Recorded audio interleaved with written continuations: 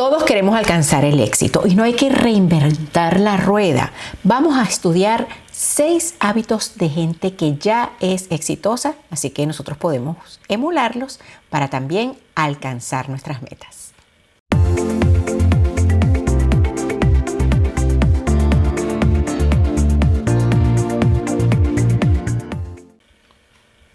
Feliz momento presente, bienvenidos a Janet Salvatierra TV, soy su anfitriona Janet Salvatierra.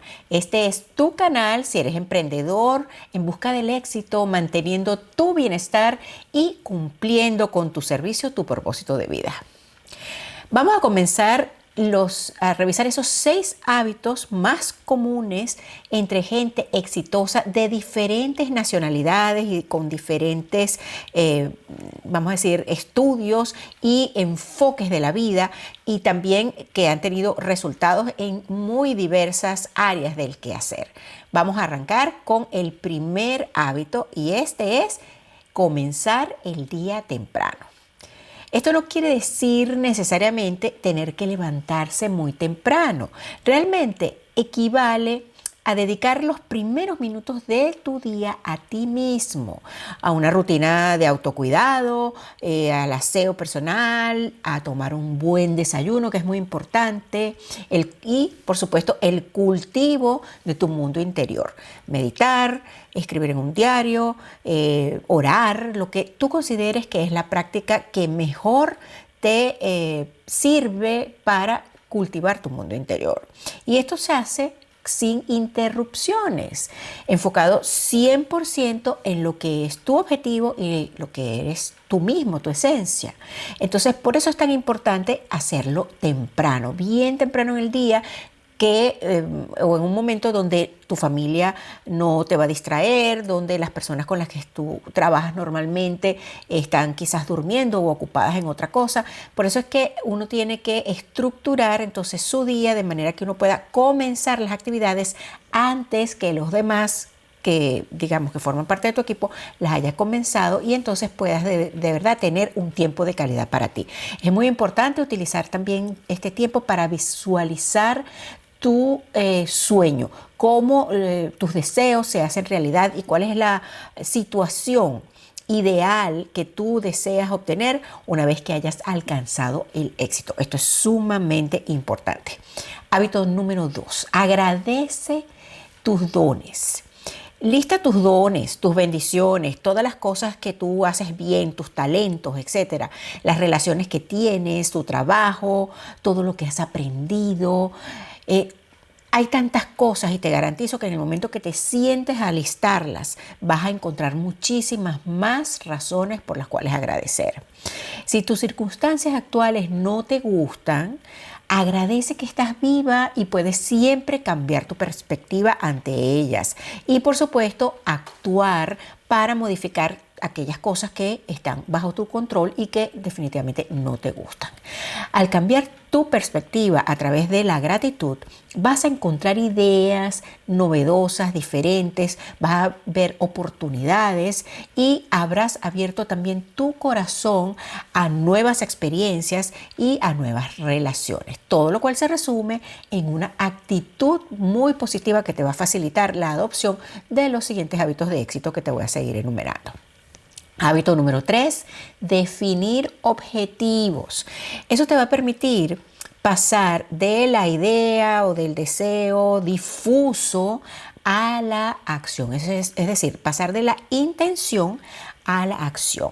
Y el objetivo te facilita esto porque básicamente un objetivo siempre es concreto, es medible. Entonces, el objetivo hace lo difuso, que es la intención, algo concreto.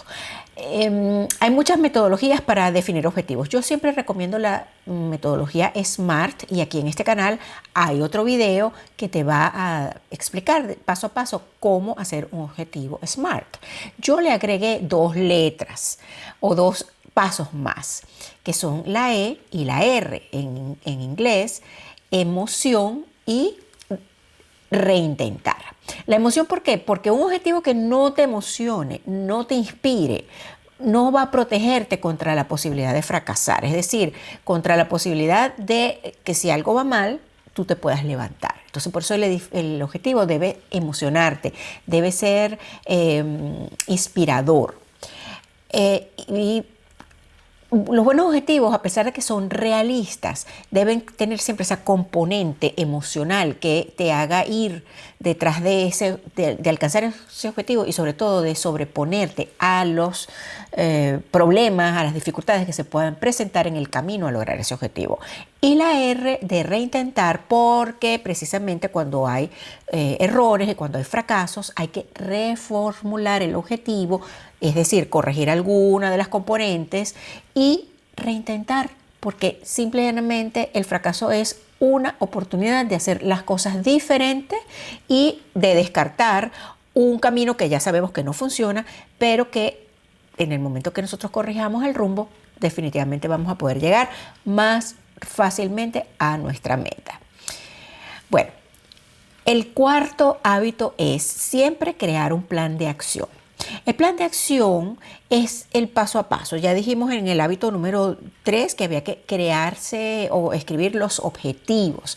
En el hábito número 4 estamos definiendo cuál es la secuencia de actividades o de acciones que nos van a llevar del estado actual hacia ese estado deseado, hacia ese objetivo que queremos lograr. Entonces, ese paso a paso nos va a dar una guía y por tanto nos va a dar dirección sobre qué es exactamente lo que queremos hacer. Porque, como bien dicen, hay muchos caminos que nos llevan a Roma. Es decir, hay muchas opciones para lograr un objetivo, pero no necesariamente todas las opciones son viables o todas las opciones son buenas. Cuando tú te sientas a pensar sobre cuáles son tus mejores opciones, pues entonces identificar las que realmente tú vas a implementar y esas son las acciones que van a ir en tu plan.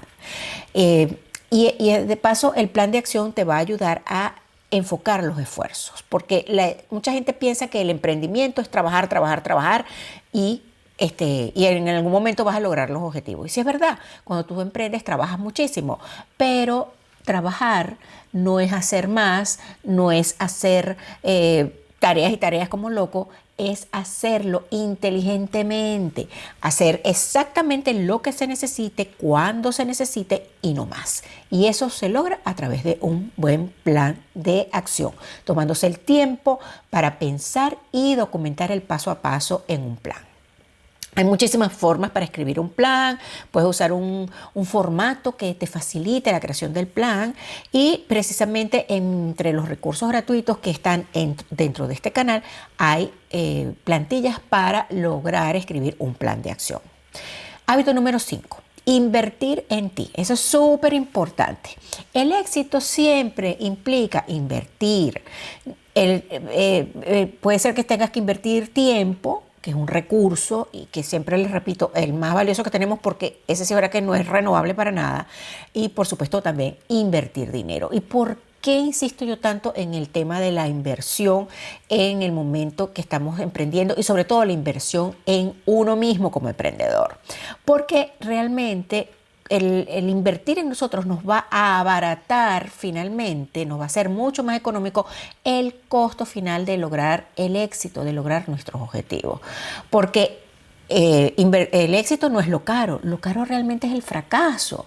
Entonces, cuando tú estás invirtiendo en ti, lo que te estás asegurando es que tu dinero se está poniendo, vamos a decir, en función de lo que tú quieres lograr y que lo vas a lograr entonces de una manera mucho más efectiva.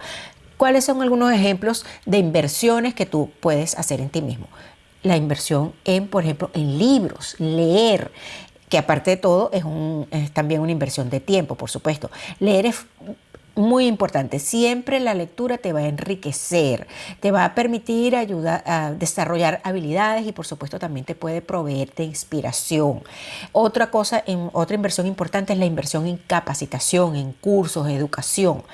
Y porque a través del entrenamiento, de la capacitación, puedes obtener conocimientos concretos, específicos sobre un área que te interese desarrollar.